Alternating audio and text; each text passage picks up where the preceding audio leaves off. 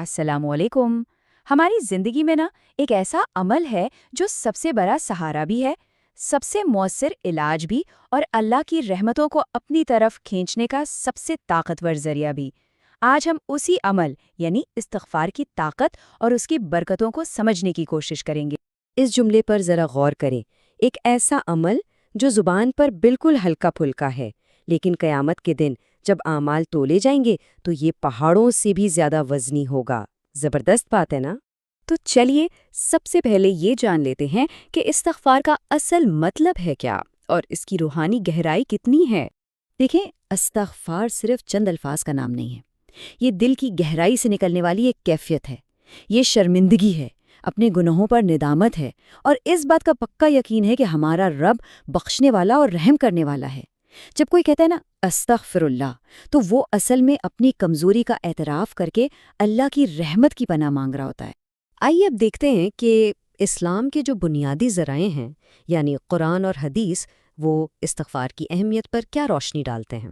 اللہ تعالیٰ نے قرآن مجید میں بار بار جگہ جگہ اپنے بندوں کو مغفرت طلب کرنے کی ترغیب دی ہے، اور صرف ترغیب ہی نہیں بلکہ اسے زندگی کے بہت سے مسائل کا حل بھی قرار دیا ہے۔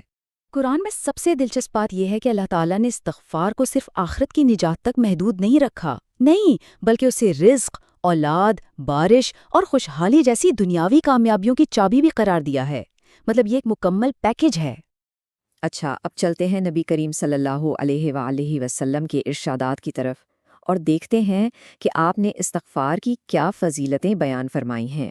اس سے بات بالکل صاف ہو جاتی ہے کہ استغفار صرف گناہوں کی معافی کا نام نہیں ہے، یہ پریشانیوں سے نکلنے کا راستہ بھی ہے، رزق میں برکت کا ذریعہ بھی ہے، اور روح کو پاک صاف کرنے کا ایک یقینی طریقہ بھی ہے۔ اب بات کرتے ہیں استغفار کے سب سے بڑے انعام کی، وہ فائدے جو ہمیں اس دنیا میں بھی ملتے ہیں اور آخرت میں بھی۔ تو دیکھا آپ نے، استغفار ایک جامع حل ہے۔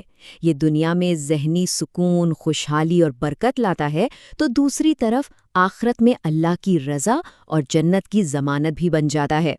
چلیں اس کی طاقت کو ایک حقیقی اور بڑے مشہور واقعے سے سمجھتے ہیں۔ یہ قصہ ہے امام احمد بن حنبل اور ایک نان بائی کا۔ یہ واقعہ ہمیں سکھاتا ہے کہ جب استغفار سچے دل اور مستقل مزاجی سے کیا جائے نا، تو اللہ تعالیٰ دعاؤں کی قبولیت کے لیے ایسے اسباب پیدا فرما دیتا ہے جن کا ہم تصور بھی نہیں کر سکتے۔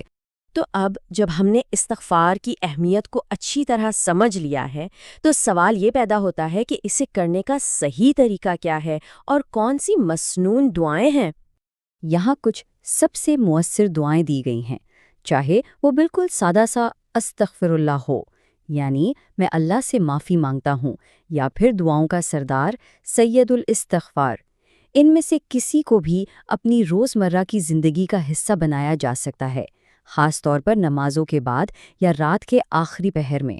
بس ایک بات یاد رکھنے کی ہے، استغفار صرف زبان سے الفاظ دہرانا نہیں ہے، اس کی روح ہے دل کی سچی توبہ، گناہ پر شدید ندامت اور مستقبل میں اس سے بچنے کا پکا ارادہ۔ اور آخر میں آئیے یہ عہد کریں کہ اس طاقتور عمل کو اپنی زندگی کا ایک لازمی حصہ کیسے بنایا جائے۔ یہ عدد واقعی میں ہمیں سوچنے پر مجبور کرتا ہے۔ ہمارے پیارے نبی صلی اللہ علیہ وآلہ وسلم، جو کہ گناہوں سے بالکل پاک تھے، معصوم تھے، وہ بھی دن میں 70 سے زیادہ مرتبہ اللہ سے مغفرت طلب کرتے تھے۔ یہ سوال ہم سب کو خود سے پوچھنا چاہیے۔ اگر رحمت للعالمین نے استغفار کو اتنی اہمیت دی، تو ہم جیسے گناہ گاروں کو اس کی کتنی زیادہ ضرورت ہے۔ آئیے آج سے یہ نیت کریں، یہ عہد کریں کہ اس مبارک کلمے کو اپنی زبان اور دل سے کبھی جدا نہیں ہونے دیں گے۔